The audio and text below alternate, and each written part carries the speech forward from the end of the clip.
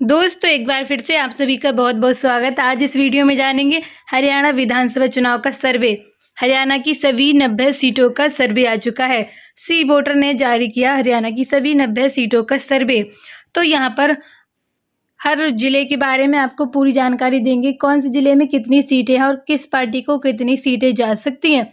क्या यहाँ पर फिर से भारतीय जनता पार्टी अपनी सरकार बनाने जा रही है या फिर इस बार कांग्रेस पार्टी अपनी सरकार बनाएगी हरियाणा के अंदर, आपको पूरी जानकारी मिल जाएगी। उससे पहले आपसे गुजारिश है कि आप इस वीडियो को लाइक करें, शेयर करें और रोज़ाना ताज़ा फ्रेश ओपिनियन पोल जानने के लिए इस चैनल को सब्सक्राइब जरूर कर लें।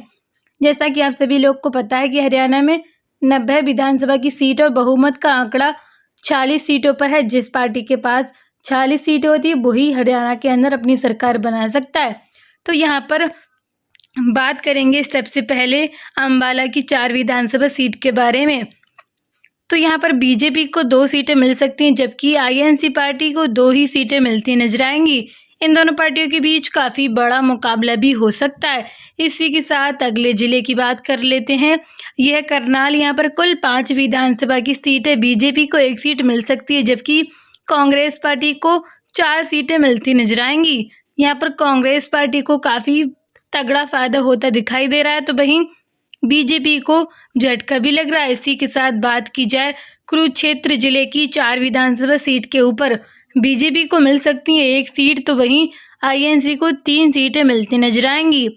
यहाँ पर बीजेपी को झटका लगता दिखाई दे रहा है, तो आईएनसी पार्टी को फायदा होता नजर आ रहा है। इसी के साथ कैथल की 4 विधानसभा सीट के ऊपर बात की जाए तो बीजेपी को 1 सीट मिल सकती है, जबकि कांग्रेस को 2 सीटें और अन्य पार्टियों को 1 सीट मिल सकती है। इसी के साथ जींद की 5 विधानसभा सीट के बारे में बात करें तो बीजेपी को 1 सीट मिलती नजर आएगी, जबकि कांग्रेस पार्टी और अन्य को 2-2 सीटें मिल सकती हैं। इसी के साथ बात की जाए अगले जिले की, यह झज्जर। यहाँ पर कुल 4 विधानसभा की सीटें, बीजेपी को 1 सीट मिल सकती है, तो वहीं कांग्रेस पार्टी को 3 सीटें मिलती नजर आएंगी। यहाँ पर कांग्रेस पार्टी को काफ़ी तगड़ा फायदा होता दिखाई दे रहा है, तो वहीं बीजेपी को झटका भी लग रहा है।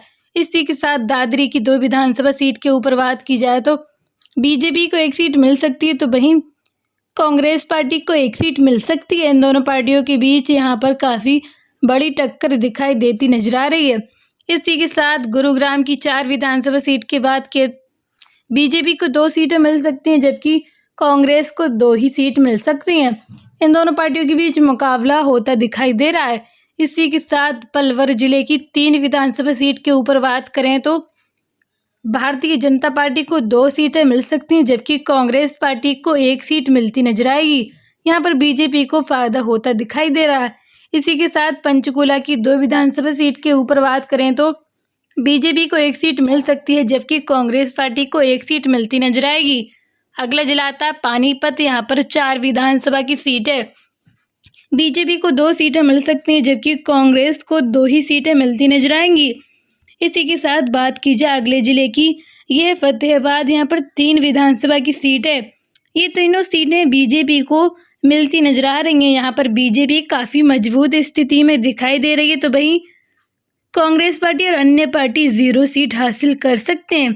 इसी के साथ बात की जाए अगले जिले की, यह भिवानी। यहाँ पर 4 विधानसभा की सीट है, बीजेपी को 0 सीट मिल सकती है, तो वहीं कांग्रेस पार्टी को ये 4 की 4 सीटें मिलती नजर आ रही हैं। यहाँ पर कांग्रेस पार्टी काफ़ी मजबूत स्थिति में दिखाई दे रही है, तो अन्य पार्टी 0 सीट पर है। बात की जाए महेंद्रगढ़ की 4 विधानसभा सीट के बारे में, बीजेपी को मिल सकती है 0 सीट, तो वहीं कांग्रेस पार्टी को 2 सीटें मिल सकती हैं, जबकि अन्य पार्टियों को 2 ही सीटें मिलती नजर आएंगी। इसी के साथ बात की जाए अगले जिले की, यह फरीदाबाद। यहाँ पर 6 विधानसभा की सीट है, बीजेपी पार्टी को 1 सीट मिल सकती है, जबकि आईएनसी पार्टी को 5 सीटें मिलती नजर आ रही हैं। फरीदाबाद में आईएनसी पार्टी को काफ़ी बड़ा फायदा होता दिखाई दे रहा है, तो वहीं बीजेपी को झटका भी लग रहा है। इसी के साथ मेवात की 3 विधानसभा सीट पर बात करें तो बीजेपी को 1 सीट मिल सकती है, वहीं कांग्रेस को 2 सीटें मिलती नजर आ रही हैं। अगला जिला आता है यमुनानगर। यहाँ पर 4 विधानसभा की सीट है, बीजेपी को 0 सीट मिल सकती है, जबकि कांग्रेस पार्टी को 4 की 4 सीटों पर काफ़ी तगड़ी बहुमत होती नजर आ रही है।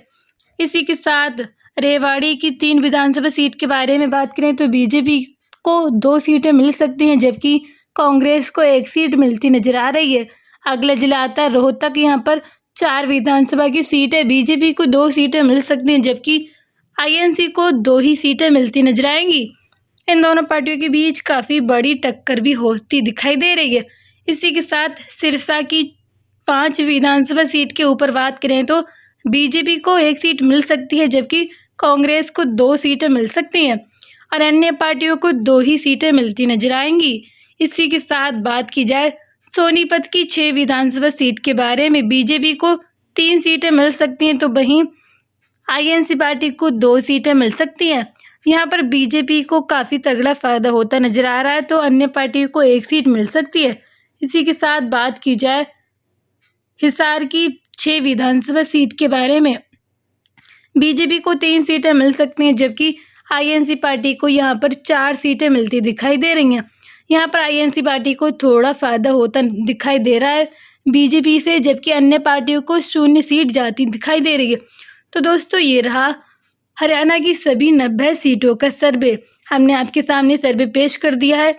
आज इस सर्वे में भारतीय जनता पार्टी को 31 सीटें मिली हैं, जबकि कांग्रेस पार्टी को यहाँ पर 51 सीटें मिली हैं। जैसा कि आप सभी को पता है कि हरियाणा की 90 सीटों पर बहुमत का आंकड़ा 46 सीटों का है।